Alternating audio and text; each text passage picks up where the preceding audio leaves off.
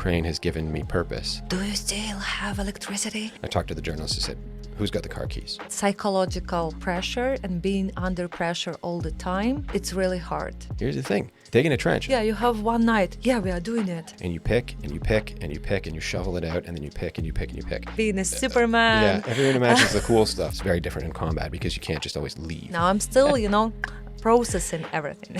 And they don't have the training. Because people didn't know. That is Ukraine. It's ours.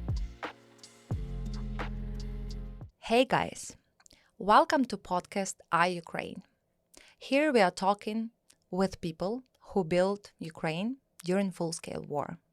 And I'm really happy to introduce my guest, Kevin, founding director of the Canadian-Ukrainian NGO Sabre Training Advisory Group.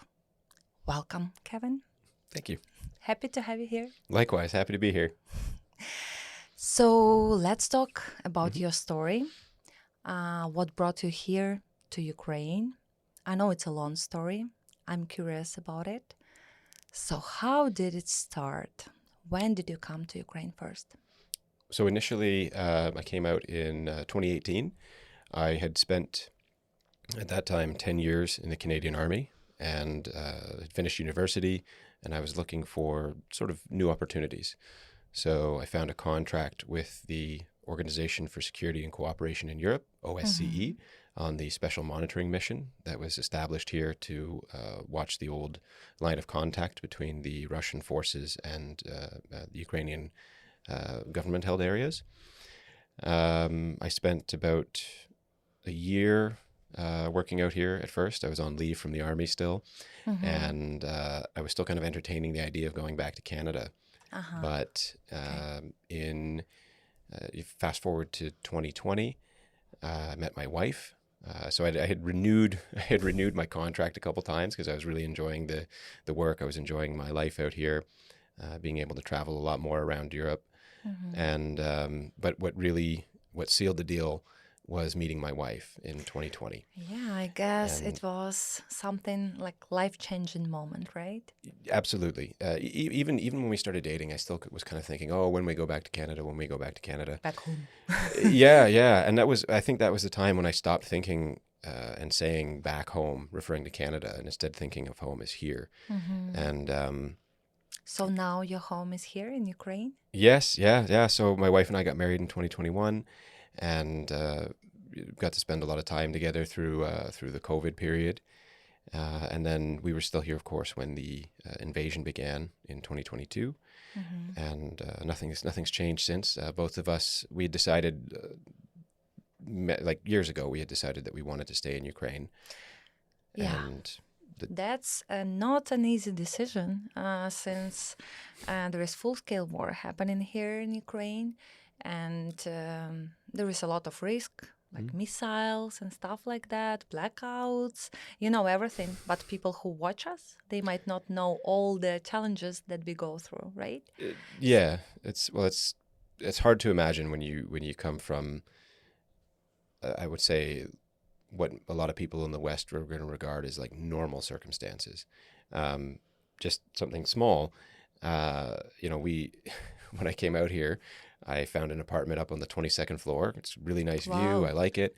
22nd floor. Yeah, and then sometimes the power's out and the elevators aren't working, and so now it's a nice new building, and we've got a great OSBB. So.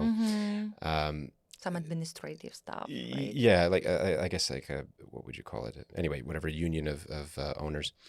So they put in a generator. So now the elevators work even if the power goes out.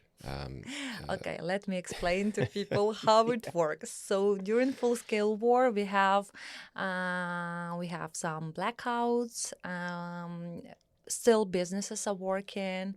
Everything is working. Right now, we are in Kyiv and shooting a podcast, and people go out to restaurants and cafes because people abroad, when I meet them, they still ask me like, "Do you still have light? Do you still have electricity? How do you live? Don't get back." When I'm at the conferences abroad, they're like, "Maybe you should better stay here and not go there." I guess that there are a lot of people asking you the same questions, Kevin. Kevin? Yeah. And it's, you know, I mean, sometimes they care and they actually want to listen. Other times they're asking just to be seen asking. But it's kind of funny because the way the way I explain it is it really is normal life here in Kiev. Here in Kiev, it's incredible because What do you I like about Kiev the oh most? God. About First of your all, life here? it's such a green city. So Toronto, well, I'm not from Toronto initially, but I'm from north of there. But Toronto's the biggest city close to me in Canada. It's also a very green city. So there's lots of beautiful parks. There's all kinds of stuff to kind of connect you with nature still. And I love that Kiev is very much that way as well. So you know you have like the Kiev chestnut trees Yeah, everywhere. my favorite chestnut trees. But also, you know, also the elderberry trees, which you discover when you walk underneath them. Um, but the to come on to like the life during war thing, you know, it is. I compare it to out east. So we spend a lot of time at the beginning of our organization working in the east of Ukraine, Hmm. and so obviously the difference is palpable because it's so much closer to the enemy. Whereas here in Kiev, it's really like normal life. It's probably even easy for people to forget that the war is on, except for the occasional missile bombardment. And Yeah. it almost sounds flippant when I explain it to people that way, but it really is the case. Like it's just sometimes I get woken up at 1:30 by explosions, like over near Lukyanivka. Um, and you know, if some people might remember, that's where they not destroyed actually, just damaged temporarily Damaged, Ukraine's yeah. first McDonald's. But we drove past there the other day, and it's completely repaired. In a few days, I guess, Yeah. or Oh, weeks, right? the McDonald's are very efficient. But anyway, it's just tough. It's tough to explain that to people because they don't know, like, they don't know the feeling. Because it is, yeah, you feel safe and you can get into that kind of complacency. Like my wife and I, we don't typically go down to the shelters anymore. Well, even since the beginning, because Yeah, we are it's a not hassle. It's recommending it, cold. right? It's recommended to go to shelters, but me personally, when you have work, when you Yeah. have projects, when you do podcasts and you want to live normal life, so me personally, I go either to corridor or bathroom Hmm. because it's safer, kind of safer. It's Yep. better to be not that close to windows just Yeah. in case, Oh, right? exactly. You manage your risk according to Yeah, the level that you reckon you have. We live on a quiet street. We don't live near anything. Well, of okay, course. I say that, but we live close to Ohmadid.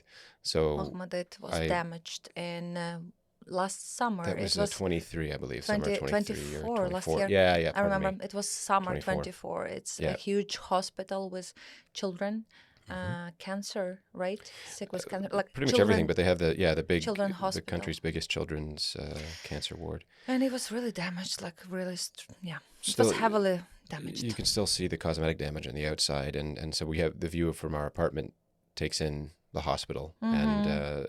yeah. So I mean, as I said, you manage your risk, but it never fully disappears because Yeah. there's we know that the Russian target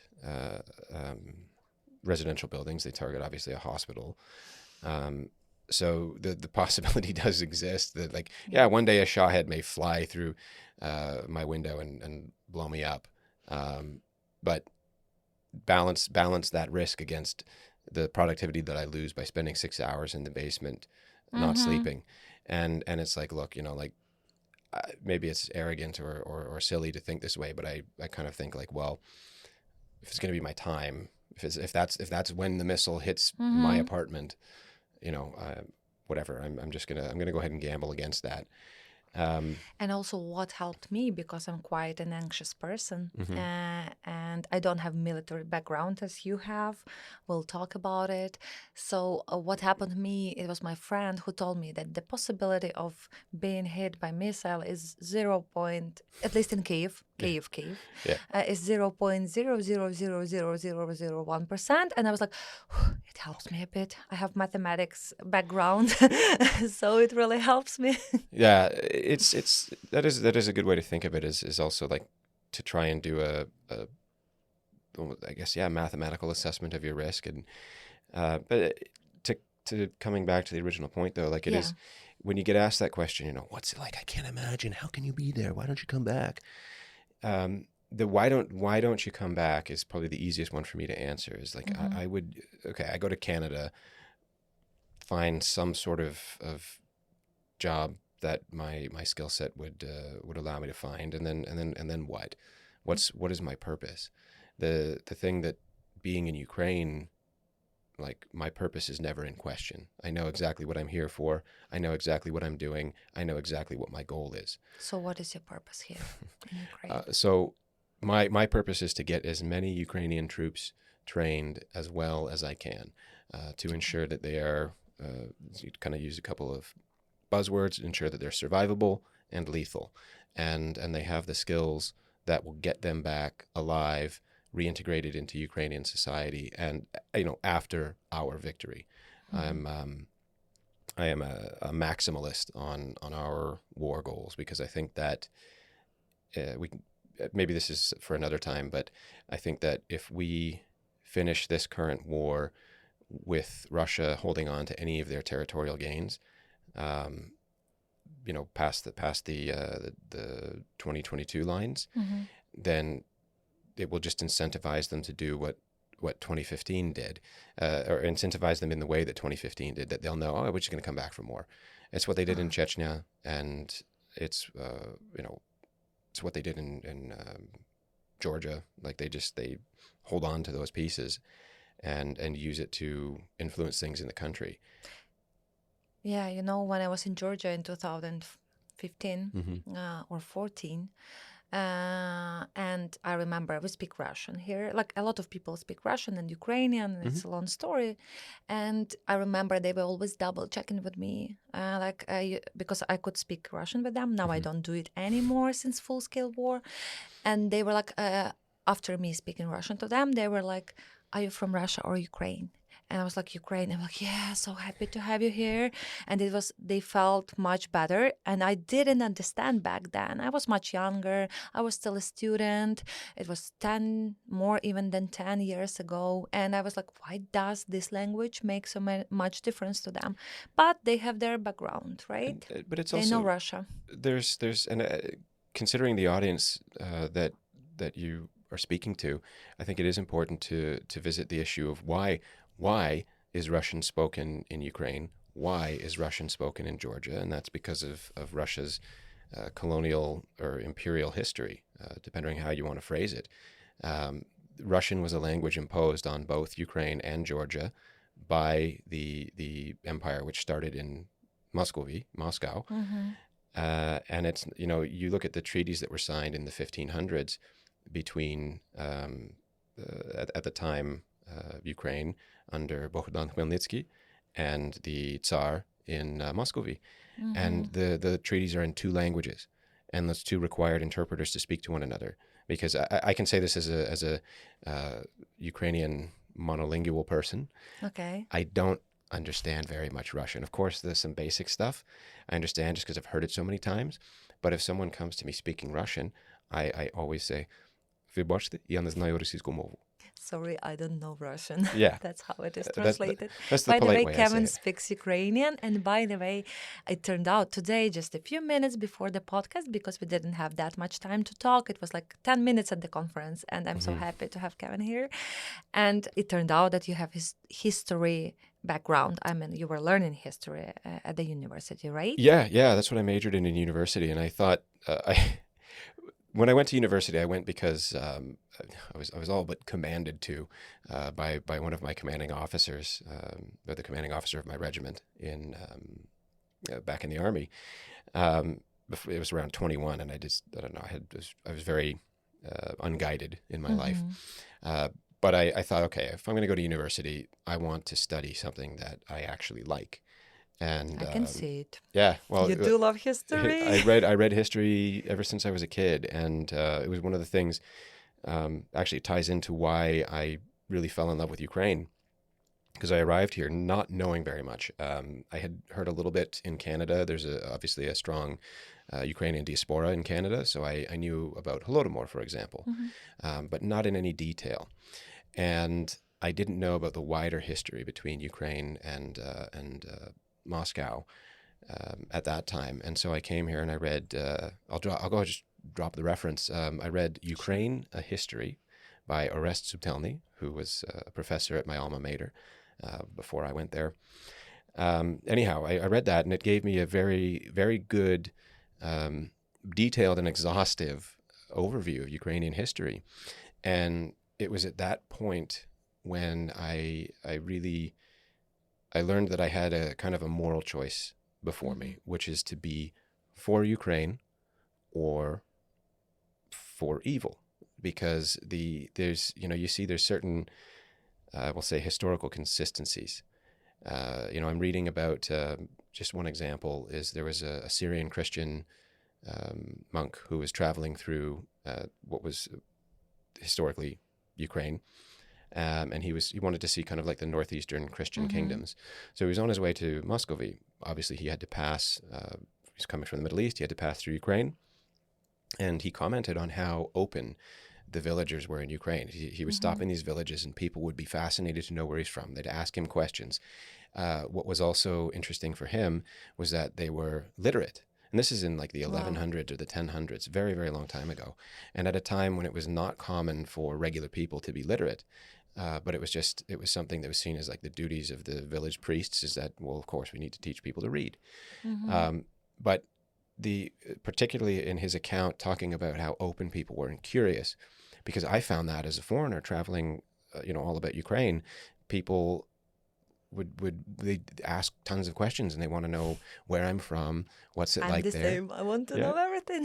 But it's always a lot of people, oh, як тобі, like, feel? How do you feel about Ukraine? What do you like about Ukraine? And so the point is I see that historical consistency. Now we look at Moscow, and we see also historical consistency from them, which is violence, theft, rape, conquest. And so by understanding that history, I understood that in order to actually live within the values that I believe I have, I need to choose to be for a side. Now, I was in an awkward position in that. So there was constraints because of my work. I had to be neutral and impartial in the way that I worked. And I can say that about the OSCE. There's there's definitely a lot of criticism of intergovernmental organizations and multinational organizations, but the OSCE is very effective, and I find to be very decisive compared to others that occupy the field. And the mission took its job very seriously, and it did piss off a lot of Ukrainians, and it pissed off a lot of Russians, and it, from what I saw though, like we were in the technical monitoring center, we were watching for violations of the ceasefire, the Minsk 1 and 2 ceasefires. We reported what we saw, and there was no bias, there was no favoritism. Now, put it into context. We reported what we saw: violations of the ceasefire, where an attacking force from Moscow was having its fire responded to by a defending force of Ukrainians. There's a moral valence there. The defenders are morally correct to defend themselves, and the attackers are morally wrong to attack. Of course. But that comes back to my thinking on these things. And so, I found ways to participate, getting involved in volunteering and trying to sort of engage with civil society groups and get to know the country that I was living in, and would eventually become an immigrant to. It's a very important, but it's an important note on mentality, is you meet a lot of people that are here, they're expats, they're here temporarily, they don't integrate. Have you met a lot of expats here? I have. For the first 3 months I was here, I was hanging out with a lot of, like, going to like expat groups and stuff, and I found I didn't like the community for the most part, because there were, that's actually its own long conversation. We don't have that much time, no, unfortunately. No, we have time in, because Kevin is really a busy person, so sometimes. But no, to finish on that, what it led me to is that I found I'm in a society that's worth integrating into, and so you felt that you want to integrate. Absolutely, right? Even absolutely. before meeting your wife. It was nascent. Okay. It was there, but meeting my wife and then obviously the kind of, I say, like, marrying into the family, that is what cemented it and really Yeah. caused that feeling to grow because, now I have familial ties to the country. And when my wife and I are lucky enough to have children, I will have very strong blood ties. And it's, that again speaks to my motivation of like why we do what we do, which maybe we should go into detail next. But Mm-hmm. um, it's because like I want the children that my wife and I have in the future to have a free and independent Ukraine. And I, for example, want to be able to travel with them to Sevastopol and to go, enjoy the beaches in Crimea, because to be perfectly blunt, that is Ukraine. It's ours. This like people like to talk about, oh, we left conquest in the 19th century. That's not political reality. Conquest is always possible. It's just do nations and states and governments restrain themselves, or do they not?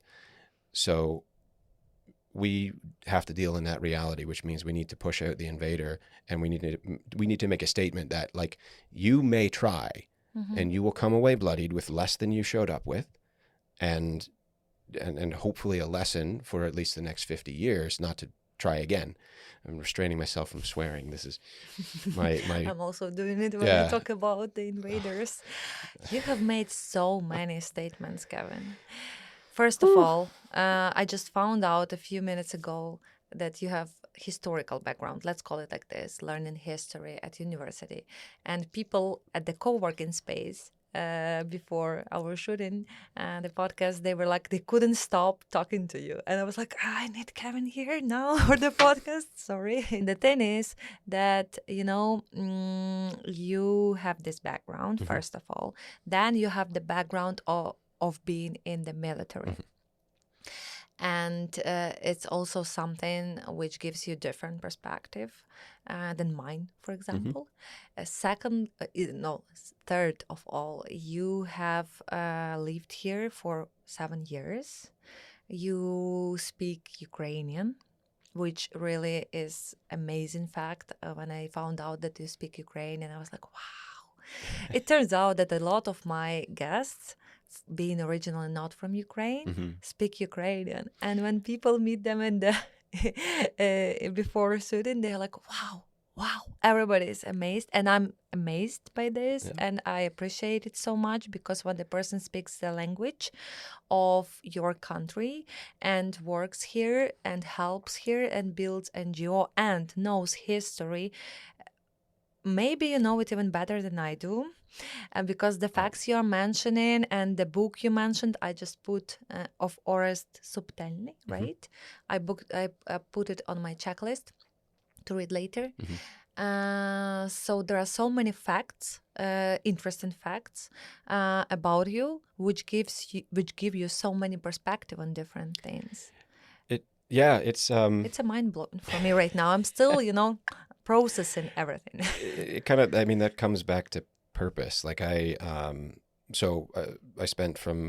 joined the Canadian Army in 2008, and then I first came out here in 2018, and I took leave to do that. So I spent about like 2 years kind of on leave before they said, "Hey, listen, buddy, you either got to come back or get out." And I chose to get out. So officially, I was in the Army for 12 years, but I often say 10 because really the last two I was here. I wasn't doing anything with the Army. But um, that time that I spent soldiering, it it gave me a lot of very valuable experience. But the thing that I liked the most was instructing, and I guess that was what brought me to start Sabre.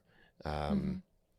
I was initially bringing in medical supplies when the full-scale invasion began, Mm-hmm. tactical medical supplies. So we're thinking tourniquets, hemostatic gauze, occlusive bandages, things that a soldier's going to have in their IFAC, and they're going to use when they're immediately when they're wounded. Mm-hmm. And I was having people kind of ask every once in a while, "Hey, could you show us how to use this?" And Because people didn't know. no, because there were a lot of people that I would say self-mobilized. They joined It volunteer seems to me that battalions. majority of people were self-mobilized in A lot, 2022. a lot, yeah. Like a lot of my friends fought in Moshchun, west of Kyiv, and that was one of the critical defensive victories that stopped the Russians from encircling the city. And one of them, I find this kind of funny. He said to me when we started training them, it was the first group that we trained in Kyiv region. Maybe I'm getting a little ahead of myself, but he says, "Listen, I'm not a soldier. Okay, I'm just a civilian who had a weapon, and I started fighting." And now, were he to tell me the same thing now, I mean, then I thought it was ridiculous that he was saying that, but now it's like 3 years later, you're absolutely a soldier, and a very good one at that. But no, so it was as I was getting more and more exposed to the military here, I saw that you're having so many people join, you're having so many people having to move into fighting. Anyone who would be, or most of the people that would have been instructors, and certainly trained to be instructors, are now leading, like they're involved in some level of leadership, fighting, and I realized that there was a real need to bring in external expertise in terms of training, and not just that, but also for reasons like modernization, Ukrainianization, because it's something that we talk about here, but I don't know how well it's documented outside of Ukraine.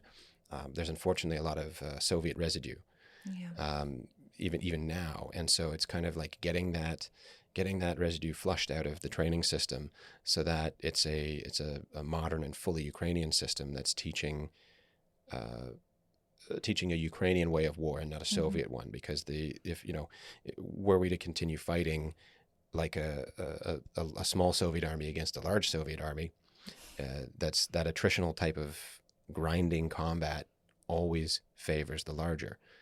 So we need to fully switch over to maneuver warfare, mission command. This is honestly material for another episode.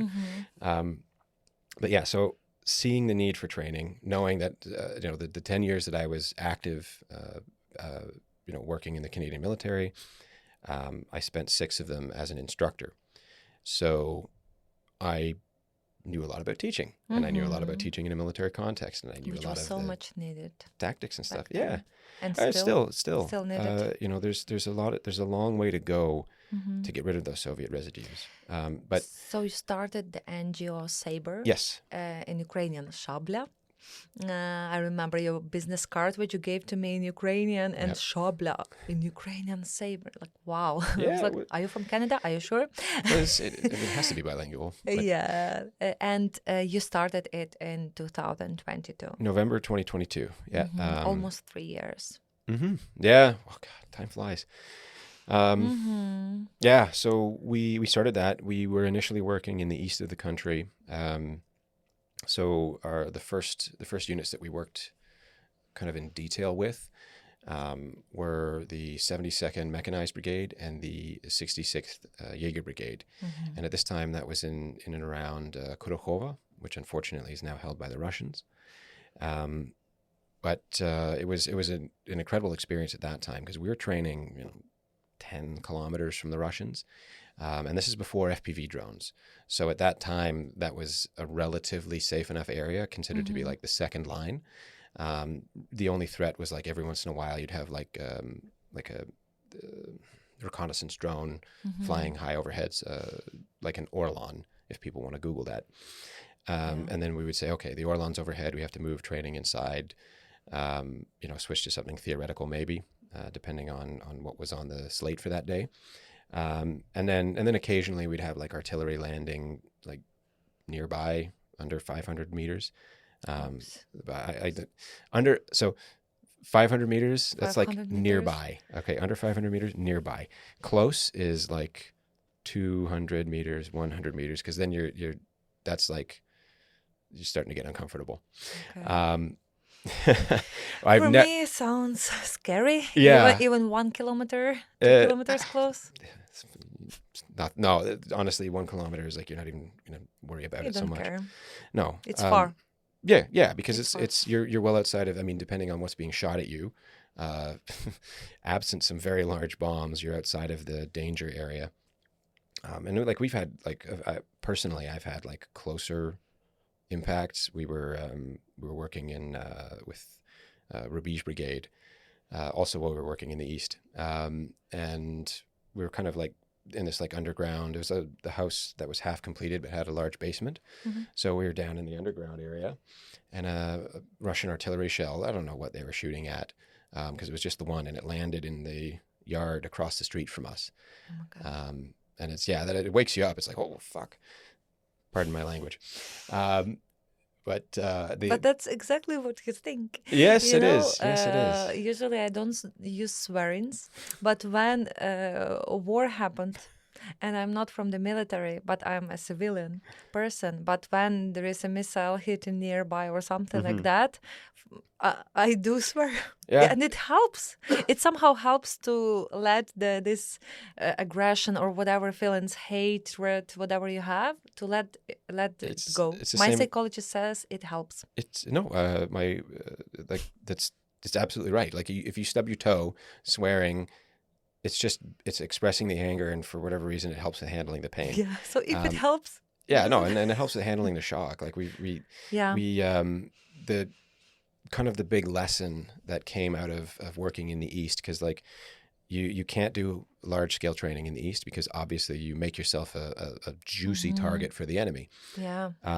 You also you can't, like, guys who are coming off the line, like coming out of the fighting and then going and training, they want to do more resting, and you're Hmm. not going to have the same retention of information. Hmm. But at that time it was needed, because there were a lot of people that were just they got a scant bit of training and then had to go immediately to fighting just because of how desperate things were. So we were able to like fill in these skills that they couldn't have been taught earlier. But anyway, so the big lesson that I drew from that, though, is like you have a limited number of close calls before you have someone actually get hurt or killed. And Hmm. I was in my mind, I was just like, no, like we at this time we're a 100% volunteer organization, and the Hmm. idea of having someone come work for me for free and then get killed was like not going to deal Hmm. with that. Too So much risk. yeah, and plus wanting to scale up, wanting to do more complex training, well, we have to move out of the immediate war zone for that. So that's when we started working in Kyiv region, Hmm. and making friends with units that are around here. I mentioned Rubige Brigade, so we worked with them in the east, and then later on we ended up working with them Hmm. through most of last summer, actually, here in Kyiv region. And it's been fun. Like we've watched the situation evolve from having a lot of very desperate stuff, desperate training, very you have 4 days, It was to the beginning, I guess, first yeah, year. yeah. Like it was, everybody was so desperate. Me as a volunteer, like, yeah, you have one night. Yeah, we are doing it. Yep. You have 1 hour. Yeah, we are doing it. Nobody Yeah. was asking like how to do it. We'll survive and we'll do it because we have some bigger mission. That's it. And with us, it's like boy, because normally, okay, the fastest in my personal belief that you can get a really competent soldier. In this case, we just talk about infantry, Hmm. um, because you don't need vehicles, you don't need special equipment to train infantry. They just need boots Hmm. and their gear. But no, the minimum time for me to get a good competent infanteer is like 2 months, Okay. because there's just so many different skills that they need to know. They absolutely need to know these skills, even very simple stuff that a lot of people would take for granted. They have to have it, because situations can and will come up where those skills will be needed, and it will mean the difference between staying alive and dying. Um, but in the beginning, it was like, okay, you can work with these guys for 4 days, and Four then days. yeah, you can work with these guys for 2 weeks, because in this time we're talking about people that It are was coming from the already. fighting, Uh working huh. with us for a bit, and then back to the fighting. Okay. As things progressed, we were able to, and in Kyiv region, we're able to get more time.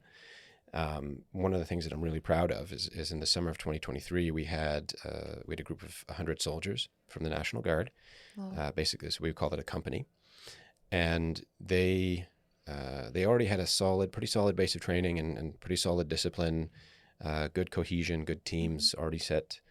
But we worked with them for 2 months non-consecutively. Hmm. So we had them 1 month, then we had another group for a month, and then we had them for a second month.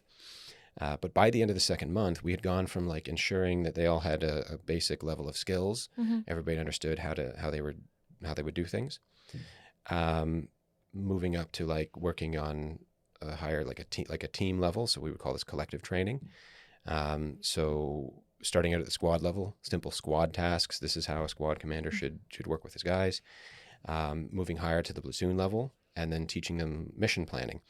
By the end of the 2 months, we were just kind of giving them like a general mission task. We want you to patrol to this area, and when you get there, we want you to assault this trench line, and then evacuate any casualties. And by the end of that training, they didn't need pointers from us. All they needed us to do was give them little challenges along the way and give them stuff that they had to react to and think and adjust their plan. And I was really, and continue to be proud of those guys. And what we saw though, because I'm not going to lie, by the end of 2023, I was really exhausted. I was out of money, like out of my money that I'd saved up prior. And I was starting to think like, am I having any effect at all? Like, what is the point of what I'm doing out here? Is it achieving anything that I wanted to? But it was the end of 2023 and the beginning of 2024 when those students finished their first 6-month combat rotation. And they're coming back, and basically what I heard, what I was told by them, is that in that 6-month rotation, they had, that sound odd to some people, but anyway, I'll put it in context. They had only 30 wounded and only 6 guys killed. And that is like astronomical, like unreasonably low. Out of 100. That is a low casualty rate for things out here. Low casualty. And and this is compared to their neighboring companies that didn't work with us but are in the same overall unit. At first, when I was told that, I didn't believe it, because the person who told me, I thought maybe he was exaggerating, because he wasn't out there with them. He was still in communication. But then it was when one of the platoon commanders that we trained came back, and he told me this, and that was when I thought like, okay, like the work is having an effect. This we're not doing anything magical. We're just in a systematic way teaching soldiers what they need to know, the basics, really. The best soldiers, they don't have some kind of like special secret kung fu knowledge. They just master the basics to the point that it's almost everything they do is almost reflexive. They don't need to think about it. Right? Yeah. They do think, but of course, there's just certain things like, so I'll give you an example, and this is where my training benefited me. One of the close calls that we had early on, this was before Sabre actually. I was out in Kharkiv, and we were at a training site, and like 3 to 5, I didn't count, and I have since forgotten, but 3 to 5 like S-300 missiles came in, and they landed on the it was like a skydiving airfield that had been kind of co-opted to be used as a training site. Nobody was killed. Nothing was destroyed. Actually, they aimed at some hangars that hadn't been used in a while. I was like 200 meters away from the main, like the sort of main point of impact, or the closest impact to me anyway. But still, it's enough that the blast wave like tussles my hair. And I remember thinking to myself, like, a few things, like, oh shit, this is real. What do I do? And why I think a lot of people panic in situations like this, because they come to that "what do I do" question, and they don't have the training. They have never been actually taught this is what you do. Well, like step 1, 2, 3, whatever. Basically, like, how do I react to this? Under stress, right? Well, yeah, for sure. The stress certainly doesn't help in the panic, but it's not the stress that causes the panic. It's not knowing how to react to the danger. That's my belief, because I was stressed. I was like, whoa, but I thought back to my training. So I was trained as a patrol commander. So I was someone who would command 2 vehicles in an armored reconnaissance regiment in Canada. So for me, okay, I know the type of weapon that I know that it's a missile or something else that's indirect. I know that indirect weapons need to be controlled by basically a third party who's adjusting and saying, hey, the target has moved. So our reactions in the armored reconnaissance world are very simple. You're under indirect fire, you move. And so I gathered up as many of the team as I could, and we just got out of there. But everything was following steps. So the first step is, oh damn, right? What do I do? Well, talk to the people closest to me. Tell them, find out. So we had 2 vehicles. Some journalists from United 24 were visiting that day. So I talked to the journalist. I said, who's got the car keys? Okay, this journalist does. I say, get them. You and me are going to go over. We're going to get my Jeep. We're going to get your Jeep. We're going to bring them out. We were in a gas station building. We're going to bring them out front of this building. We're going to load as many people in as we can. And then we're going to go meet in Kharkiv. I think we chose some park to meet at. Anyhow, so it was all just like step by step stuff that I had learned in my career earlier. So, okay, gather the team together. Exactly. Find out who's there. Pack them in, get moving to the next location, report to the rest of the team where we're going, have someone else who's in the car, like via signal, find out where the people that aren't with me, where are the others, tell everybody this is what where we've chosen to meet. And it was interesting. It was the first time in my life that I'd actually had to employ my training in a more or less life or death situation. This does not compare to combat. Of course. But it is definitely something that's it woke me up. Yeah, so from what I can hear, I also sometimes panic when I hear like not at frontline in Kyiv or in Lviv when I hear something, but what I learned that algorithms and steps one by one, I go to bathroom, I go to corridor, I call my friends, I ask, it really helps, like do it like a robot, one by one, and don't like turn off your emotions and your panic or something, at least for this period of time. Yeah. And yeah, so you teach people how to, like, I do agree from people whom I know who are in the military in Ukraine right now, they are without any, majority of them, of those whom I know, my friends, my father's friends. I was doing lots of volunteering, fundraising money mainly. And of course, while you do volunteering, you talk to people whom you fundraise for, and majority of people in Ukraine from my circle, they are without military background. That's why I can understand that having training, having a proper training, knowing what to do under stress. And I heard a lot of feedback from them, like that they, like the biggest issue for them is this stress level and not being ready for it, psychological pressure and stuff like this, not even physical, because physical it's also hard, but you can learn. Yeah. But psychological pressure and being under pressure all the time, it's really hard. So I guess that this training, I would like to undergo such training as well. It's I mean, psychological, step by step, what to do. And like, I guess it's really very much needed. It is, and actually something that we're going to be doing in the near future is creating open training. So it'll be available to anyone, and the idea is to a base of military skills for regular people, and to help expose those who are outside of the military to what training actually is, what military service actually is, demystify it a little bit, hopefully help with recruiting. I have some, I can't say anything yet because no one has committed. No one in the unit that I'd like to work with has committed, but we hope next week to have a meeting to talk about this with one of the better known units in Ukraine, to get their assistance on it and maybe do it as like a joint project. Fingers crossed for it. Yeah, well, but I'll let you know once we're going to do it no matter what. It'll be easier if we have these partners, and I'll let you know when we start, because it is a lot of training comes down to like it is algorithm is the right word, because it is a lot of like if then. So if missiles are being shot at my location, then I'm in danger. If I'm in danger, what should I do? Then I get the hell out of there. Or there's, of course, it's a little bit different. It's not a little bit. It's very different in combat because you can't just always leave. That's the problem. But that's where we get into the more complex sets of if then. if the enemy is using like a massed wave assault, although that's misrepresented a lot in Western media because it's not like a tide of people running in one direction.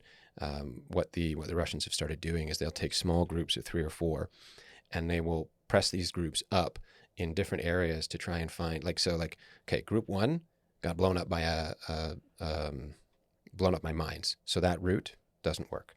Group 2, they got shot by a machine gun 200 meters away from the Ukrainian positions, so that route doesn't work.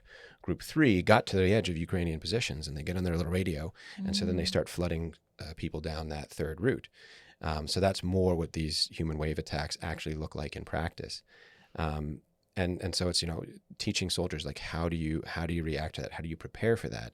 And there's just a lot of base knowledge, like stuff that we take for granted. So, it's been talked about in like Pokrovsk region, they're putting up wire obstacles. And I'm sitting there going like, finally, thank God, because we've seen so few people use, when I say wire obstacles, I mean stuff like barbed wire. You see these rolls called concertina wire. Yeah. And that's something that can help you. It's literally it's for you to shape the battlefield. And this is the kind of thing, like, we start learning this in Canada. We start learning this from like the second course that we take in the military. I fondly remember Meaford, Ontario, being out. It's a regional training center there, and the ground is incredibly hard clay.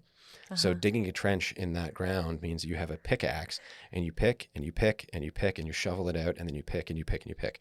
Anyway, it sounds like a space, space science to me, spaceship, whatever. It's a lot less cool in person, but everybody imagines, working military, like being a Superman. Yeah, everyone imagines the cool stuff. Everyone imagines the fun, Jason Bourne CQB stuff.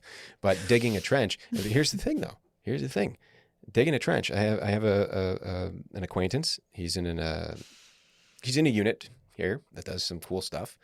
A little more, on paper, we'll say a little bit more specialized. But he said the great irony of being in that unit is that, yeah, they are higher trained. They are, they have more resources. But he still spends 70% of his time digging. And it's 70%. But it's important, right? Yes. You dig a strong defensive position. You dig good trenches. You reinforce them. You put wire out so that your enemy can't just walk up to your trenches.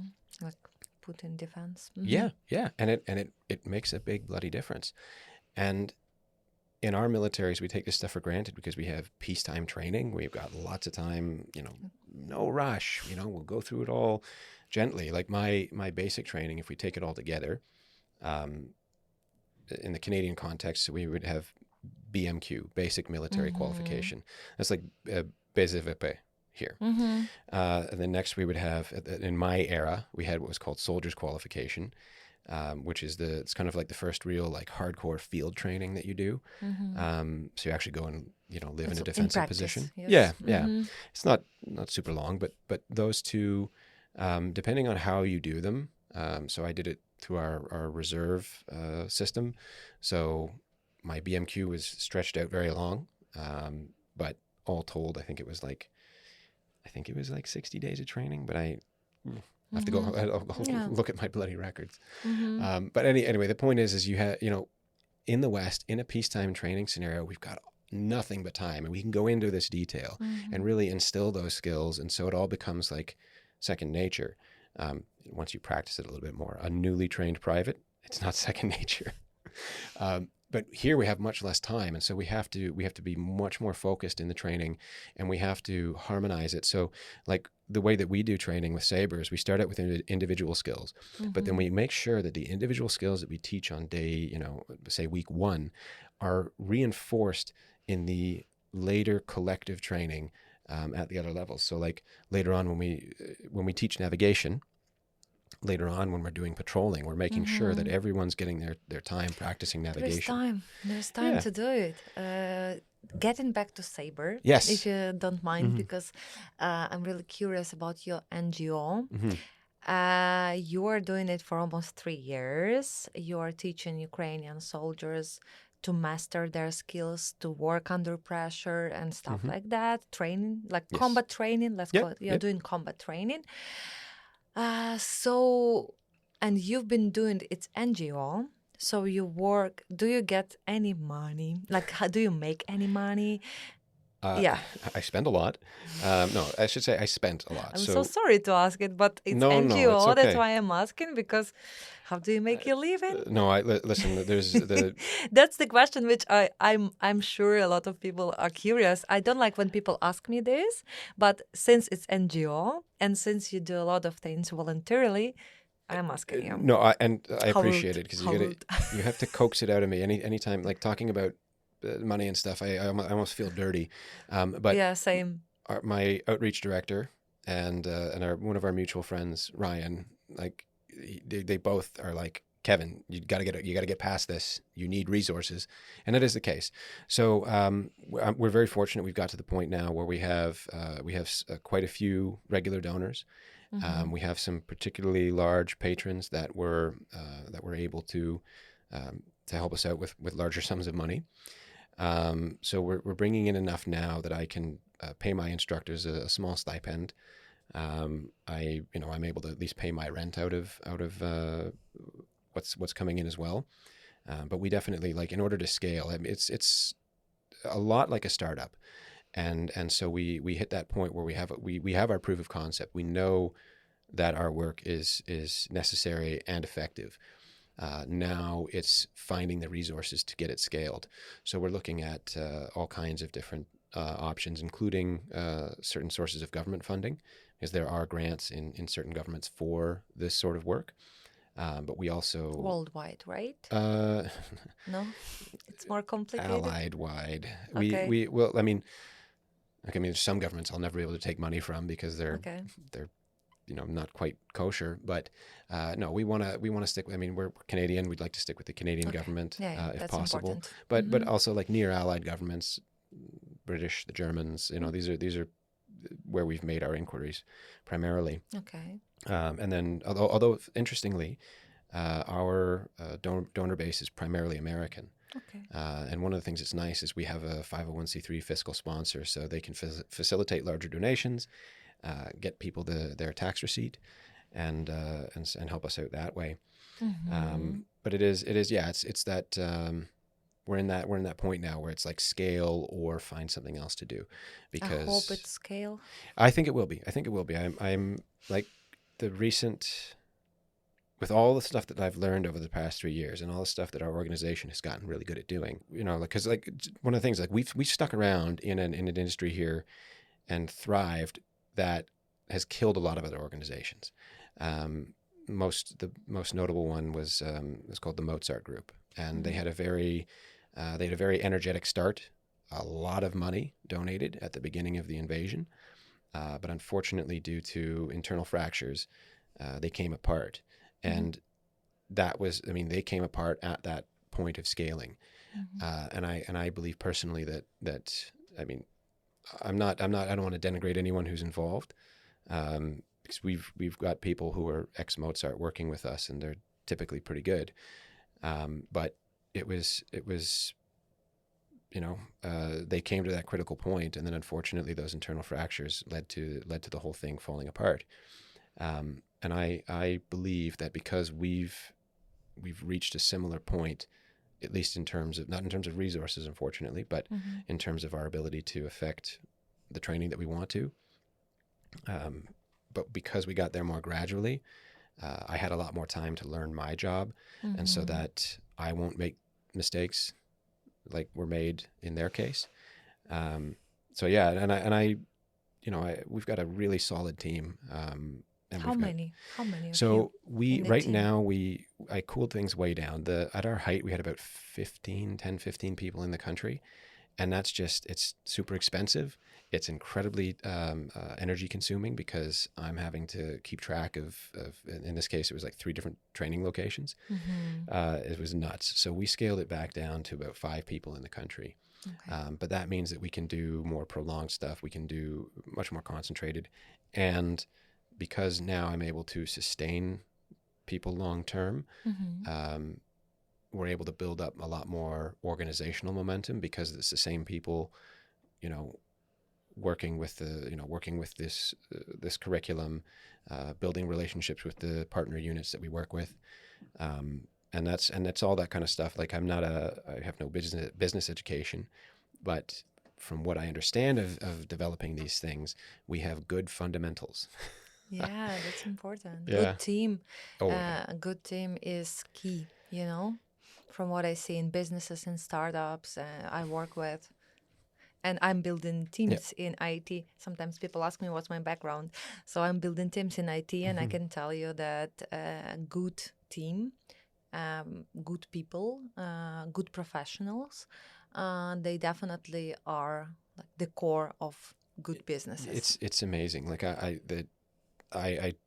at the risk of sounding like a kiss ass, like my guys, I love working with them because they solve problems on their own.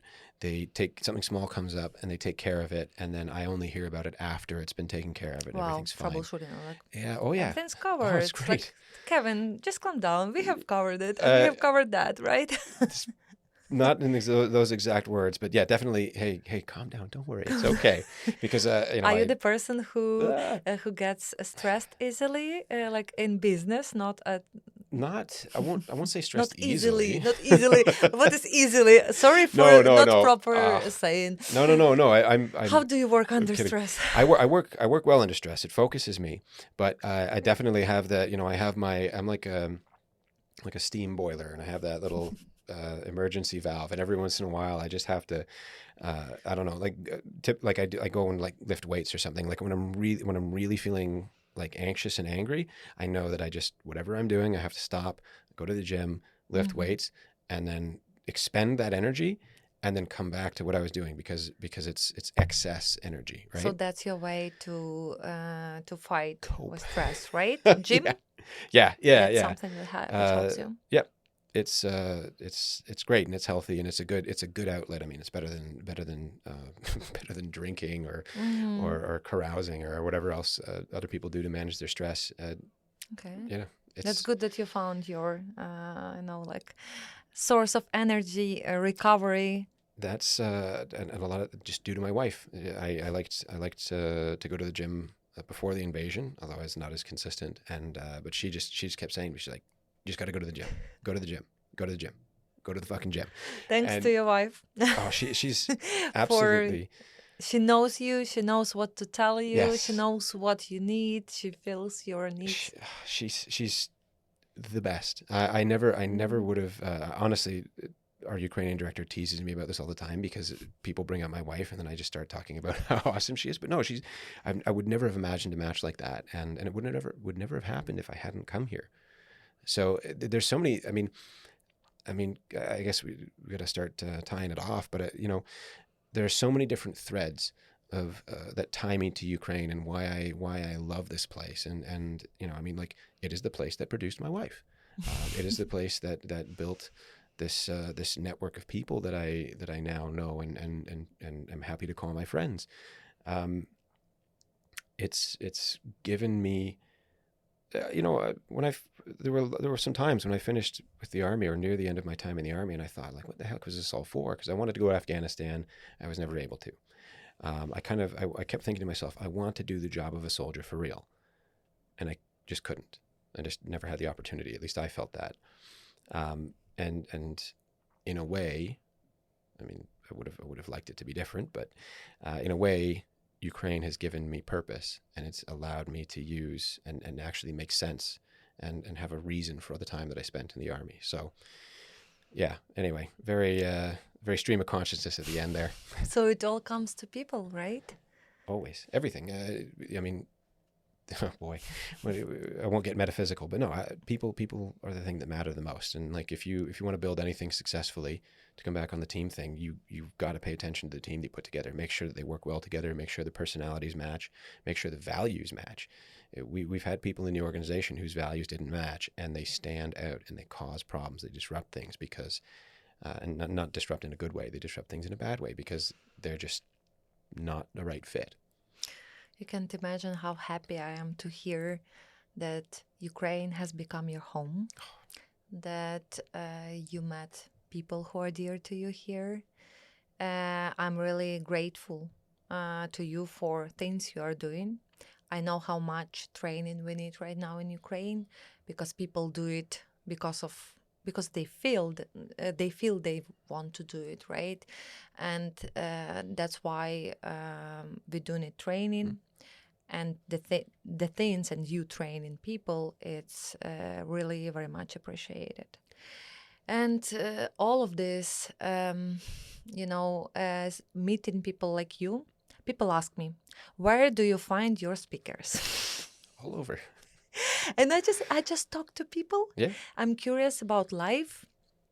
I like talking to people. I think that if you come up to a person at the conference, as we met with you like 1 month ago, and just ask, what's your background? Like, my name is Julia. I'm shooting a podcast. Could you please help me, Kevin?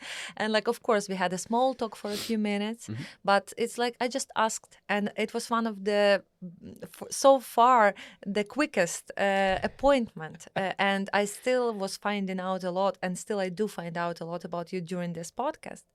And so how I find these people is just talking to people. Yep. I'm happy to meet people like you.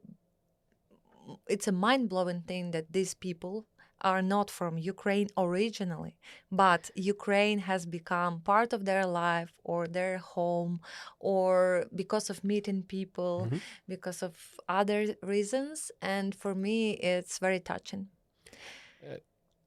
I couldn't have said it better myself. No, it's that's how it is. You find a place, you find the people that you feel you belong with, and in this case, I was lucky to find them here. I want you to mention to us. We are about to wrap it up, but a few more things how people who watch us can somehow help or donate or talk about your NGO, or maybe join you, For sure. text you. So we're at www.sabre, S-A-B-R-E, We will mention it. TAG.org. And I have to specify that because it's the British way of spelling it, and Canadian. Okay. We will give the link. Yep. We're Sabre_tag on Instagram. And We'll follow you. we're somewhere on Twitter as well. But no, obviously, money. We've built the machine. We need to fuel it. So donations are absolutely vital. But also people who have experience training in their home militaries. We typically rely on NATO militaries. If they want to, if this sounds like something they want to do, they can definitely apply via our website. We've got a pretty strict screening process. They need to have formal leadership and instruction training and experience doing these things. But I don't want it to hold anyone back if they feel that they've got these requisite military qualifications. Try out. We'll see. They also have to understand it's tough and the pay is low, but it's the way it is. No, and then the other thing too is like spreading the word about us. So writing to your elected officials, and certainly in the United States and Canada, Britain as well, telling people that we exist, even like potential donors. Our two largest donors, one found us through a podcast. The other one through a personal connection of one of our instructors. So there's a network of people out there who that we are building to get the resources we need. And so just spreading the word about us is also a massive, massive help. Yeah, sometimes spreading the word brings you so many amazing contacts, and the best ones. So, yeah. I hope that people who will watch us will text us or will spread the word, will share the information. I wish you a fruitful and good, let's call it, I don't know, like cooperation between your team and external outcome. Thank Because you. there are two different worlds, right? Like Yeah. inside and outside. I wish you to scale.